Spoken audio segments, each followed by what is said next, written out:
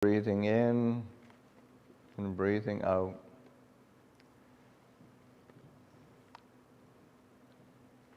It's not actually that complicated.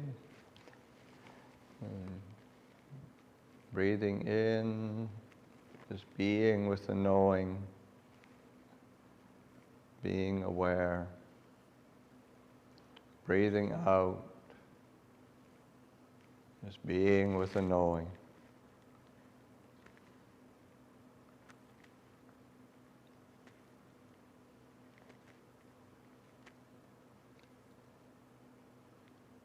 Just also recognizing that just in this chant of the highest blessings, we're already doing many of these things that the Buddha calls the highest blessings. And just recollecting that here we are sitting with these blessings. So to bring you to mind and allowing the body, the heart to be at ease.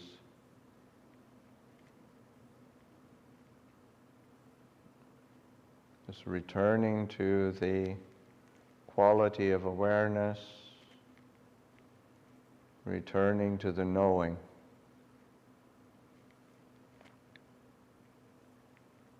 We can just sit quietly for a bit.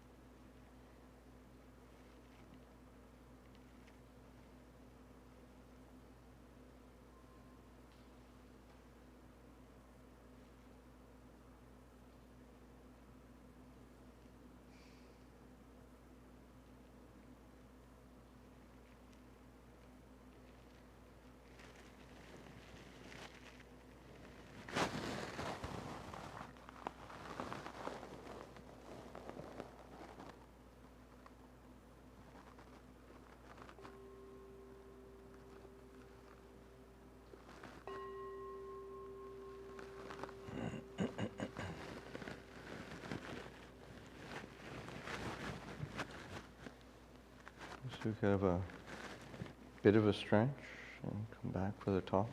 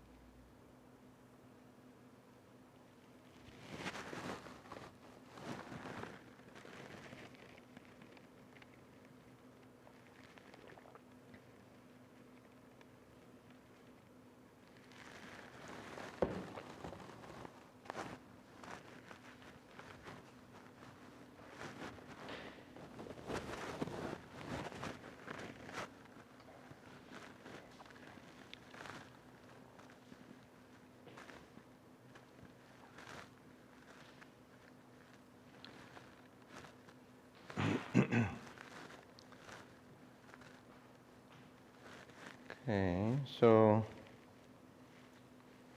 some days ago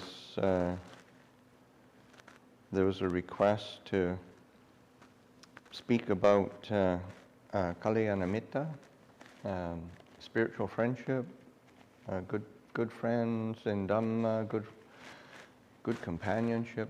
It can be translated in various different ways, so I thought I would share a few thoughts this evening about that. The Buddha, of course, placed a lot of importance on the sense of who we associate with, which is why chose to chant the highest blessings to begin the evening with. The very first lines in this, the Buddha is asked the question, what are the highest blessings? And he lays out 38 different things from quite ordinary up to full liberation. And the very first things that the Buddha says, avoiding those of foolish ways, associating with the wise. It's who we hang out with. And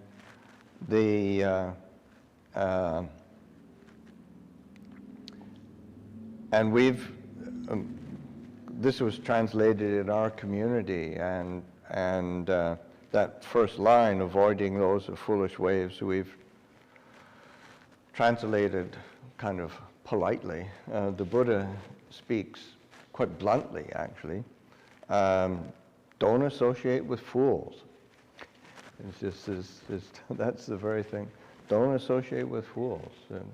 Associate with the wise. And that's, because it has an effect. And so that drawing close to good people, the associations that we have, the interactions that we have, and then all through this, say this discourse that the Buddha gave, that sense of just, living in places of suitable kinds, inevitably that's going to be with people.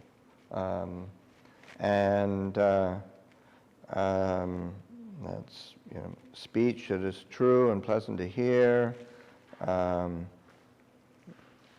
that cherishing family, offering help to relatives and kin, hearing the Dhamma frequently taught, sharing often words of Dhamma. These are all concerned with our interactions, our social friendships, and then what they entail, how they affect us. So that there's definitely the sense of the Buddha's emphasis on kalyanamitta, on good friendships is quite important, and even to think in terms of what is fundamental to being a Buddhist, and one of the most fundamental things is the three refuges, having a refuge, and refuge in Buddha, Dhamma, and Sangha. And of course the Buddha as a kind of an example of the fruits of practice, Dhamma as the teachings on truth and the practice, and Sangha as drawing close to those who are having a community, and traditionally when we chant, and it's right from the suttas, though the Sangha is sort of defined as those who practice well, who practice directly, who practice insightfully, who practice with integrity. So it's a sense of a community, a group, drawing close to those who practice well, and also considering not just how do I get to have good friends, but how do I be a good spiritual friend to others? And it's because it is this sense of growing in the Dhamma. There's an idiom that comes up in particularly in say the monk's discipline, but that we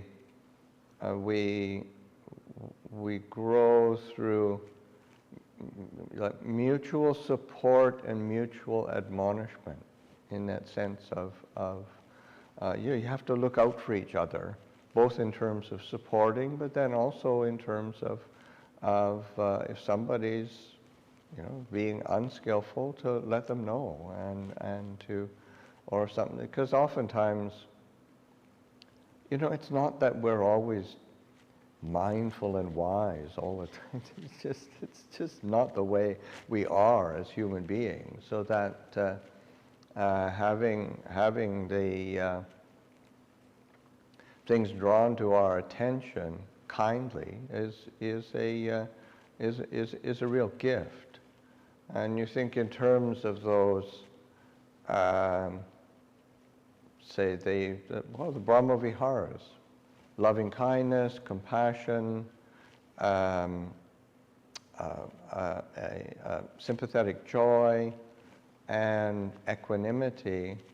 They tend to, again, sort of, they're always supporting and balancing each other, so that there is this sense of, loving kindness is this kindness of heart, as well as a compassion, a sensitivity to the difficulties that people are experiencing, but then also that sense of, when you say mutual support, it's like delighting in the goodness of others and drawing that to their attention and drawing it to our attention. And equanimity, and it's such a mutual admonishment, because one can see the, say, unskillfulness, but it takes equanimity and kindness to draw attention. Like if you're going to, say, admonish or draw attention to somebody's unskillfulness, you can't be caught up in that unskillfulness. And as a good friend, it's important to have that sense of equanimity and stability, but still respond with kindness and compassion. And so that, and in the same way of actually, seeing the goodness of others and delighting in it, and taking joy in it, and being supportive, and making that, because oftentimes, it can be a bit of, you feel kind of, if you draw attention to somebody's goodness, oftentimes the response is kind of embarrassing or something. It's kind of embarrassing to acknowledge somebody's goodness. But I mean, it's really, it's actually, again, the sense of skillfulness, timing, but then it's really supportive, because we do. Sometimes we need mirrors, both for our goodness as well as our unskillfulness, and so that's where having spiritual companions, having good friendships in the Dhamma is really important, and there's these different ways that you realize that we are social creatures. We do need to have contact with each other, and in many, many different ways.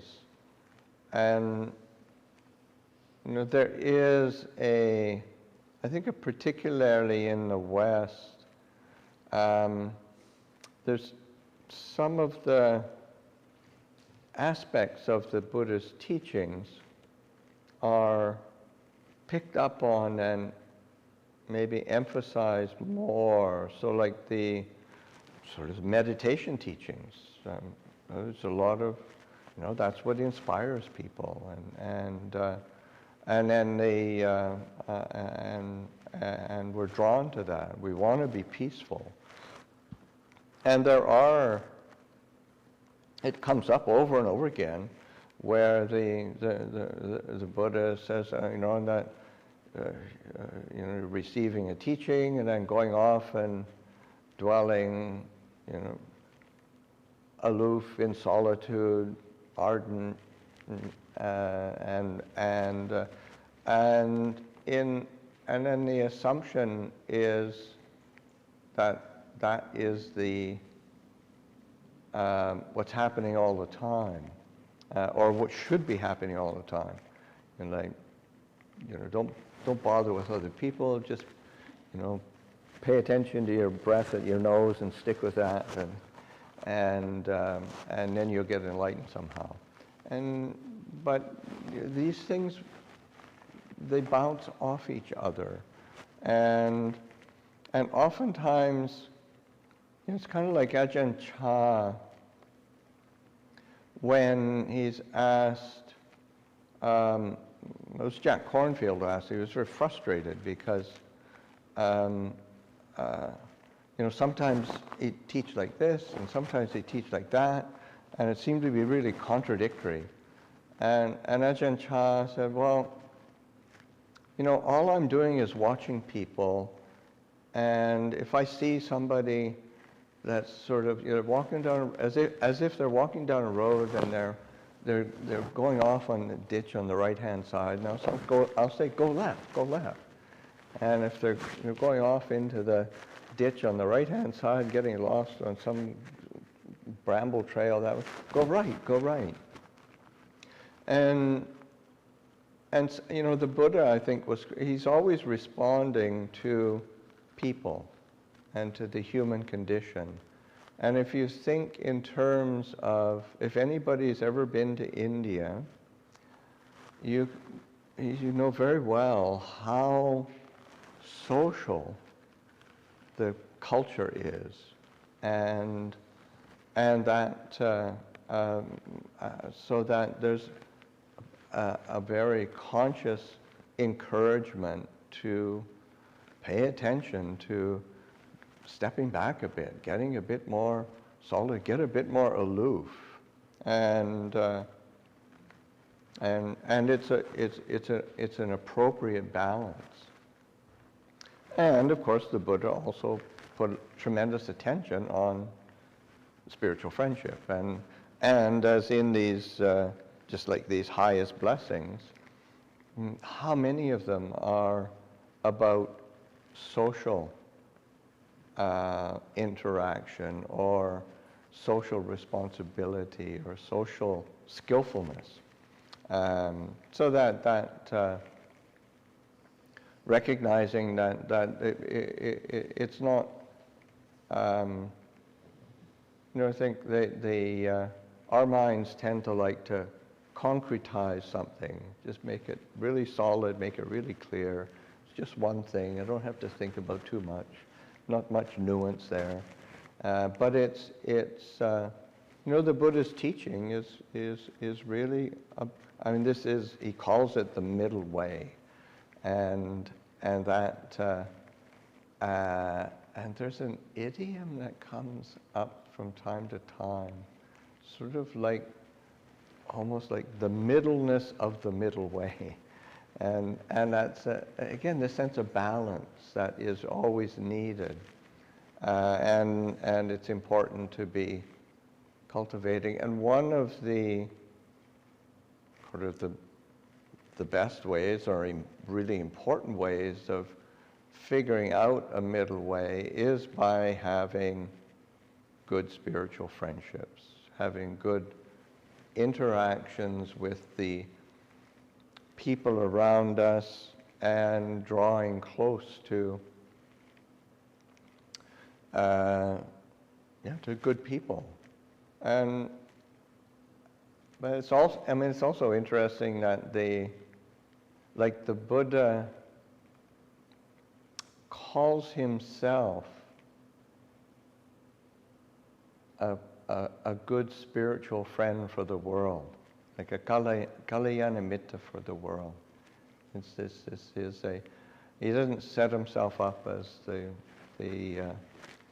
kind of the one and only supreme enlightened one who doesn't have to deal with other people. He's a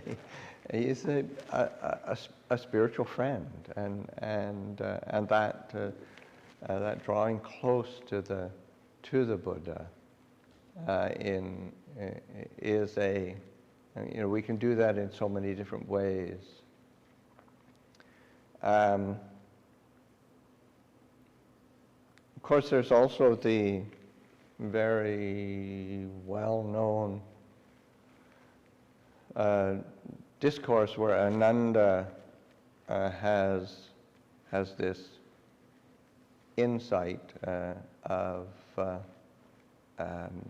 he's practicing on his own during the day, and he has this kind of flash of insight, and that half the holy life is having good spiritual friendships. And then he goes to the Buddha, and he's really chuffed and pleased, and tells him about his insight, and Buddha's response is, "No, Ananda, it's not half the holy life, it's the whole of the holy life to have good spiritual friendships." But then oftentimes it's left there or glossed over or overlooked, that the Buddha goes on to say how does one have these spiritual friendships, or they're drawing close to the kalyana mitta, and it's through living and practicing the path that the Buddha gave, this eightfold path, and practicing it with a particular quality. Each aspect of the path is practiced with particular qualities, say seclusion or solitude, dispassion, cessation, relinquishment. So that again, there's the whole of the holy life, the whole of the holy life being supported by spiritual friendships. You have these spiritual friendships, but then there's also, you have to keep practicing, and practicing the whole path of, say, right view, right intention, right speech, right action, right livelihood, right effort, right mindfulness, right concentration. All of those aspects of the path are cultivated and developed, and with a sense of a tone of stepping back, a sense of dispassion, a coolness, a relinquishment, and that and the path is fulfilled. So again, this interaction or interplay, interdependence of both contact and stepping back. And same with sort of effort and ease. And how do we let the mind settle? Because if we're constantly struggling,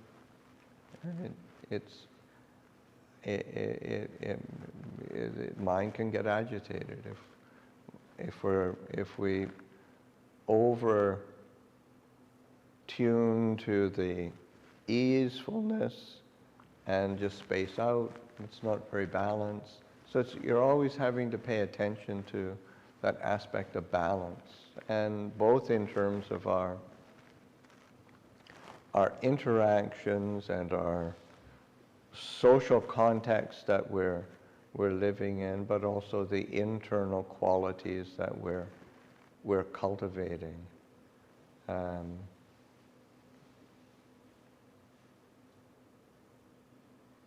There's also a nice story of, it's not a story, I mean, it's from a discourse that the Buddha gives, but it's in there's a monk who he's the Buddha's attendant.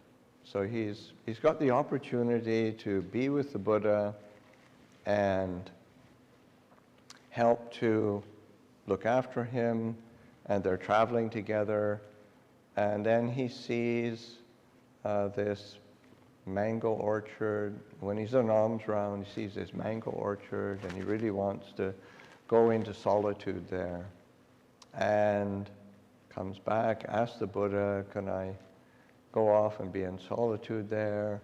And the Buddha says, just wait for a bit. I'm on my own. Wait for another monk to come and act as my attendant. So just be patient a little bit. And monk is very restless and fired up. He's gonna bust this nut of delusion and get full awakening. So he said, well, that's what you did.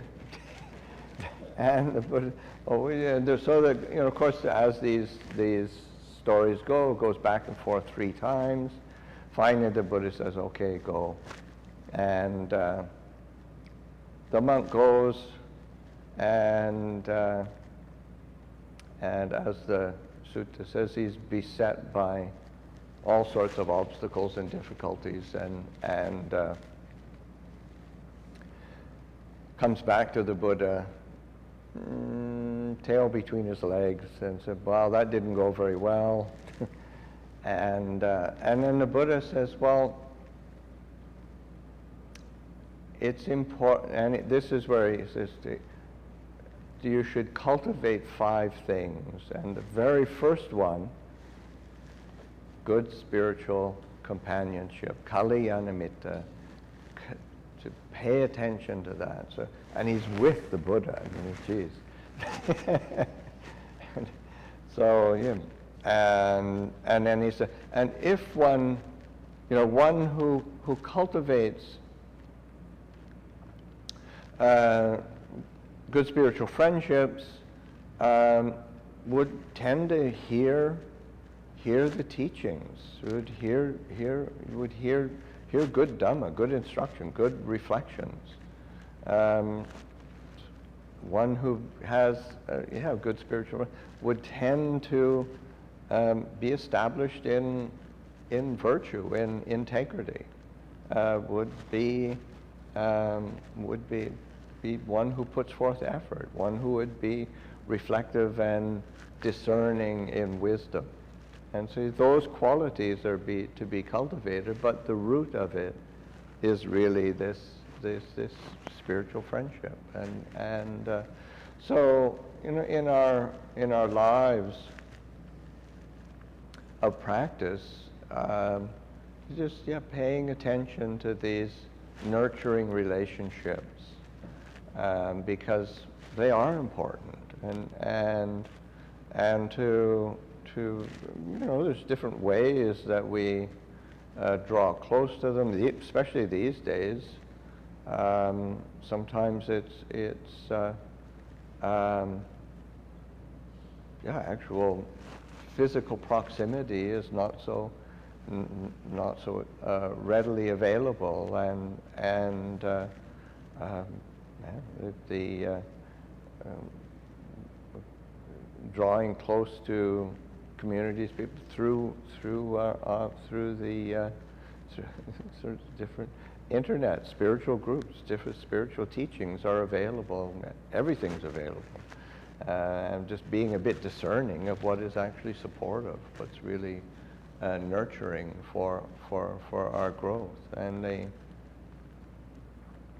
know, and probably I would expect many people also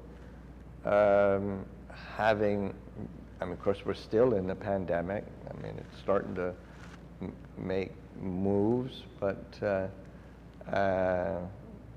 tentative. But I'm sure that many people are really being able to have contact again with the groups and teachers that one is affiliated with. You know, those are, you want to recognize, oh wow, it's so nice to have that contact again, have that connection. So you know, these are important relationships to be attending to be cultivating, and it goes, you know, on all sorts of different levels of our, when we're living in society, with friendships, with our families, with our communities, and recognizing that we do have the opportunity to make choices, and pay attention to the choices that are really supportive, and there's limited time as a human being. I mean, sometimes it feels like it drags on forever, but but especially like for myself, yeah, I'm getting old, and you realize, wow, you know, that wasn't that long. Like, I think back of when I started practicing, and first, say, met Ajahn Chah, which is like, it's almost 50 years ago. And I think back, and it's like, wow, that was quick. That was a quick 50 years. So time passes really, really quickly, and to use it skillfully, we have that ability, we have that opportunity. So, offer that for reflection this evening.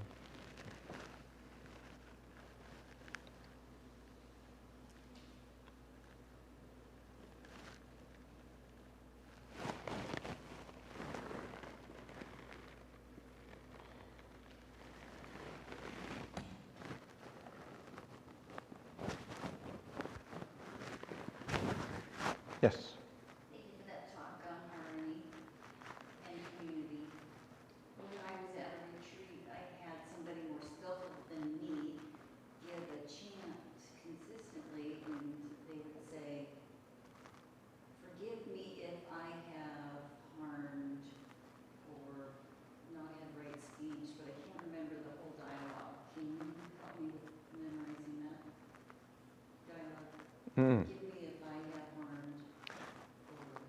Yeah, well, there is I'm making an assumption, but there like, especially in our monastic form, and then of course oftentimes that's a template for either retreats or within culture, and certainly in Thai culture it's like that. And there is an asking of forgiveness, and it's not just sort of asking for, it's like a gesture of respect, and so that, yeah, if I've done anything unskillful by body, speech, or mind, please forgive me, and that's a. But what's also interesting in terms of that is when one formally does that, the formal response is, "I forgive you, may you also forgive me." And so it's not a one-way thing, it's a two-way thing. This is recognizing the reality of human interactions, and to make it conscious, and to try to up our game a bit, but also bringing in a certain humility, but then also respectfulness. That's how to say, that's when we, in the monastic form, when we take leave, so like, say Ajahn Chunja just left, and a formal taking of leave, that's one thing you would do. There's a bit of a ceremony, take leave of the senior monks, and then And then, certainly within the, say within society, like in a traditional society, Buddhist society like Thailand, if there is some, like at the New Year, there's a really fun kind, in the northeast of Thailand in particular, they have this, because it's the New Year, time of renewal. It's just at the beginning of it's in the hot season, beginning of rains. It's a water festival, and they come and they throw water all over each other and throw water all over the monks. They do a kind of a ritual bathing, and there's it's water throwing everybody, and then you come together, and then they'll do a formal asking of forgiveness, take the precepts, and request a Dhamma talk, and it's a very beautiful way to begin the new year.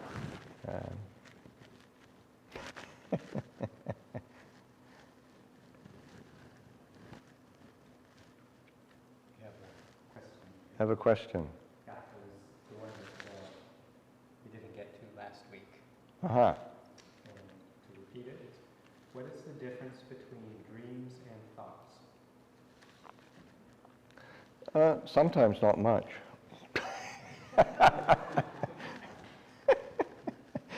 So I think one of the things of, certainly in terms of the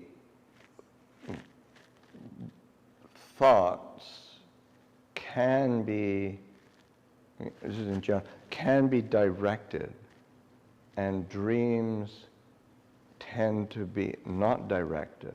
Their processes can be a lot more kind of random. Although I say sometimes our thoughts are pretty dreamlike as well. But it's in terms of that cultivation of mindfulness.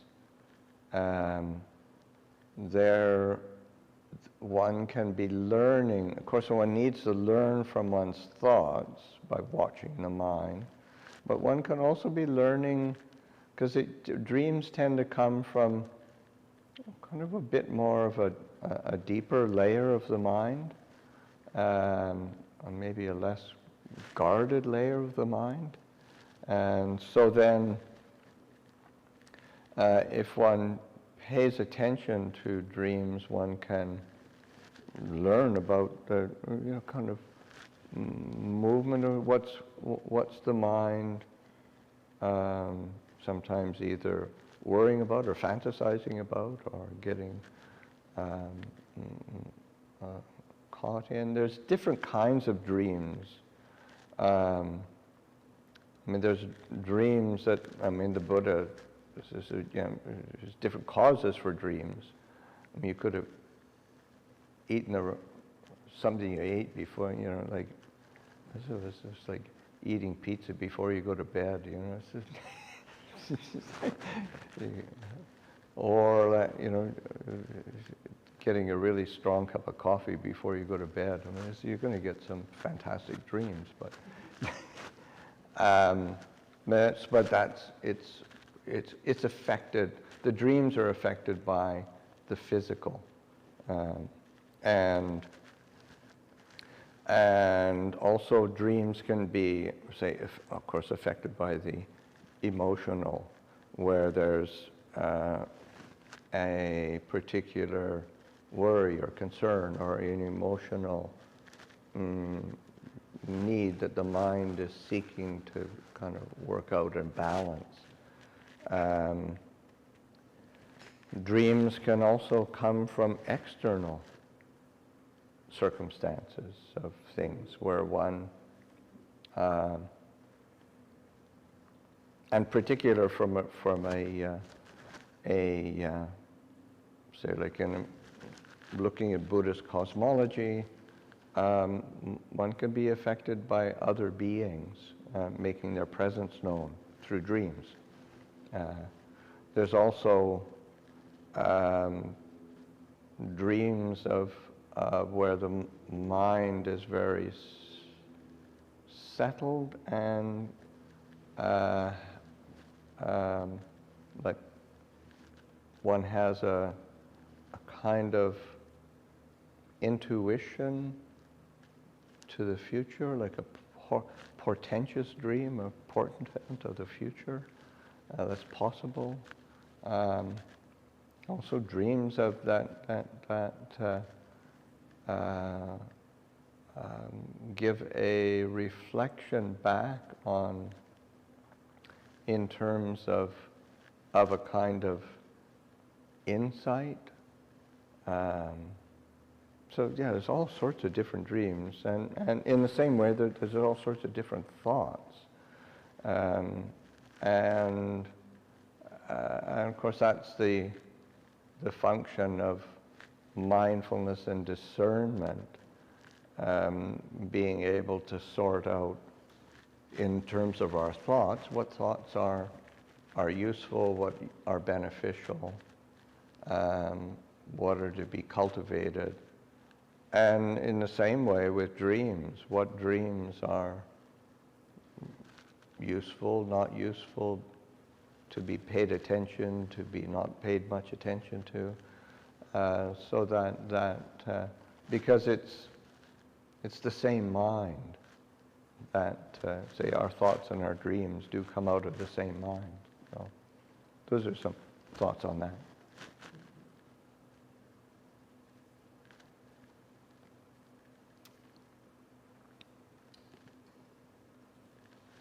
There's none from the studio audience. We've got another one here from online.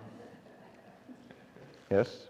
From Paul. Is it a good use of our limited time to spend even some of it with the foolish, if they are self-destructive or lost in delusion, or should we abandon them completely?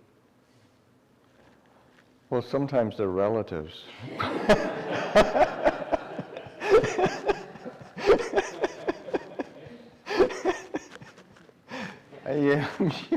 You have to be discerning. You have to accept realities.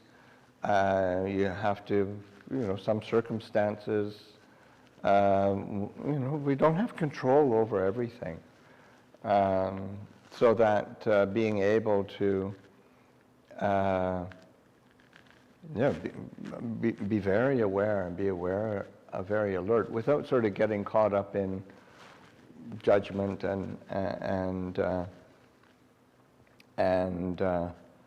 contention, but also recognizing the effect that it has on the heart, and how much do we need to do? How do we ameliorate certain circumstances and certain interactions? How do we be more skillful so that we don't carry it around? It's all sorts of things. I mean, it's the reality of living a human life is there's a bit of a dance involved,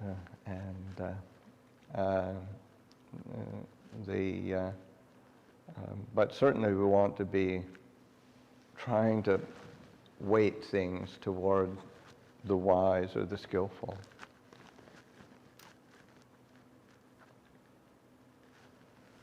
Yeah.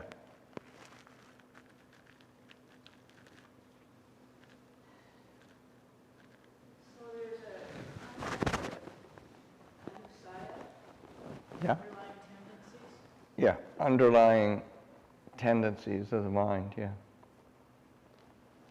Underlying tendencies of the mind. Yeah. But I was thinking about also personalities and Oh, underlying right. personalities. And Uh-huh. and in my sit today, somehow that came up. Yeah. It also feeds into this people being unskillful or Yeah. in Kalyana Mitta. And I think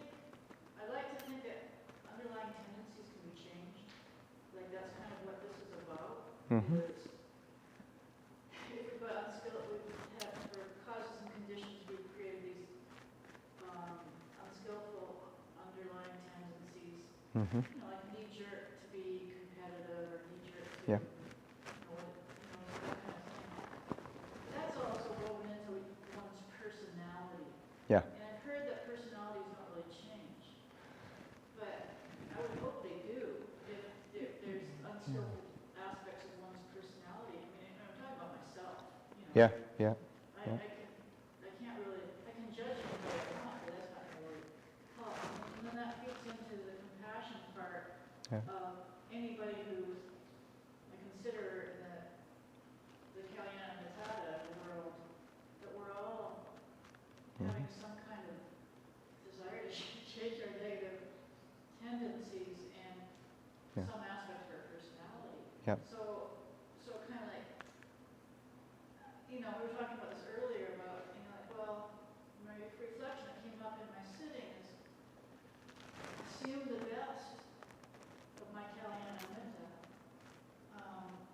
would Mhm. be a beneficial, even if they've clearly screwed up.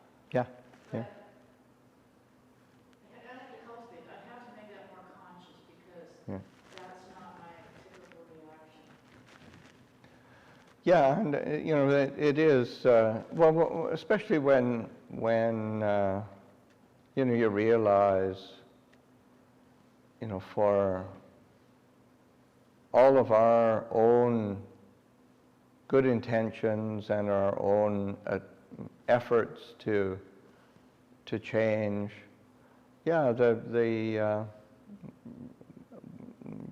there's always a bit of lag between what we know we should be doing and that our change is actually happening, which you know is if we pay attention to it, then it can be a really good seed for compassion, and there is, you know, certainly, I mean, I've been around so many people and seen them grow and change in the Dhamma, and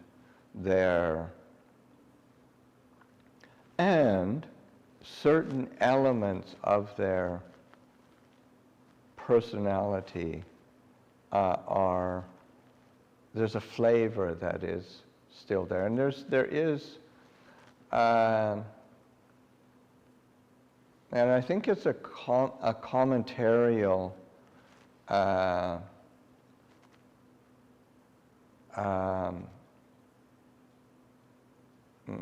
of teaching in the sense that, you know, everyone can free their heart from the underlying defilements of the mind, but only Buddhas can change their and transform their full personality. And there's a difference between anusaya and vasana, and the word is vasana. So there's like the kind of personality, so that, you know, and it does change. It modulates, or it has a. I mean, there is a transformation, but to completely kind of restructure it, that's the purview of Buddhas, but I mean, certainly, you know, for myself, I mean, as a monk and as a teacher and as a preceptor, and having lived with people who practice for a long time, I see transformation all the time. But then there's also certain elements of personality that are consistent. And that's also why, say like there's the president of English Sangha Trust George Sharp. He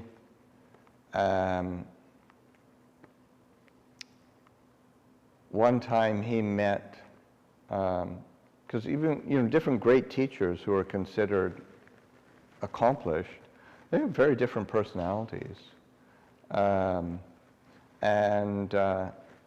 He was meeting with Ajahn Mahabua, who was kind of considered the great arahant of this modern age, but he's a very fiery personality, and George, just as George is, I mean, he's just very blunt, and said, "Why is it that you seem to be so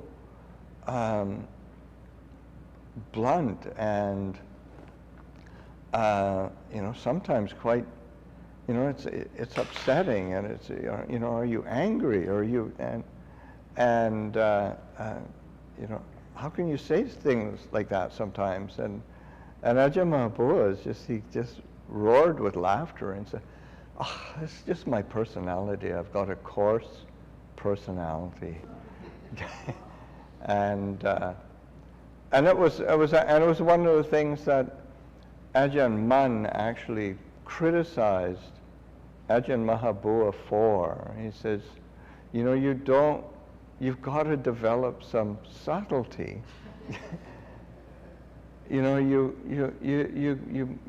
meditate and practice like you're just like a boxer going into a ring and just bashing away. It says that you got to get some subtlety going. He says, I've got that kind of fiery, coarse personality, and it comes out, sometimes very, very naturally. And so, somebody like Ajahn Chah, incredibly joyful, ebullient.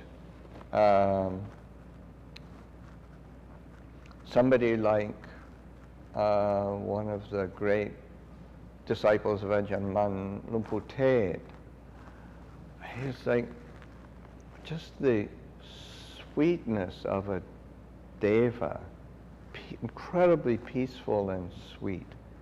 And physically, he was incredibly beautiful as well. Just his presence and it was really so different.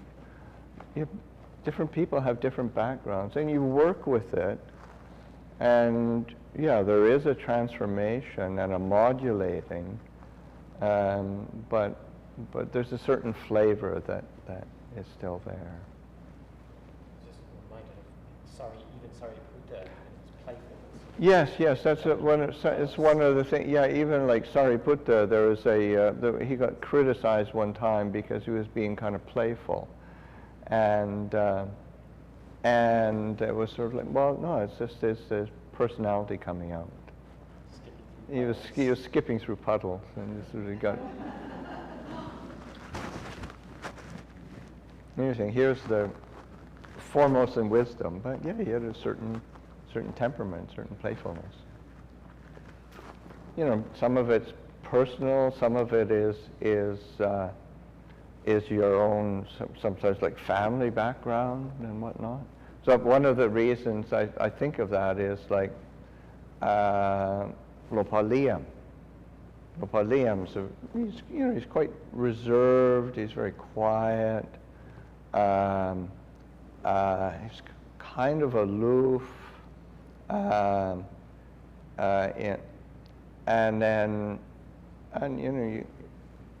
So I got to know him over many years, but then later I got to know his sister, who's a nun, and they're like peas in a pod. They're just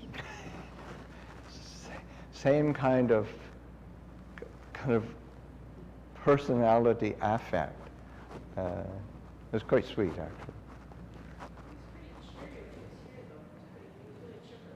Yeah, sometimes when he's in the West, he can it comes out a bit more.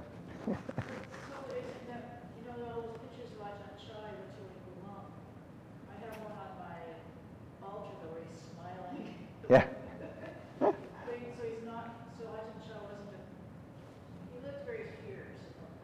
Well, he could be. That picture that's usually. Oh, yeah. But yeah, generally, it was, his affect was very ebullient.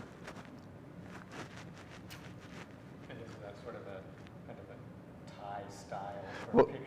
yeah, it's also Thai style for pictures for monks. Like, he was one of the first monks to be photographed smiling. It was very popular, but he was criticized as well. And then people brought it to him. He said, it's what it is. You'll always get criticized. Well, I have it on my smiling. Yeah. It was Ajahn Mun like this, right? Hmm? It was an Ajahn Mun that really. Yeah.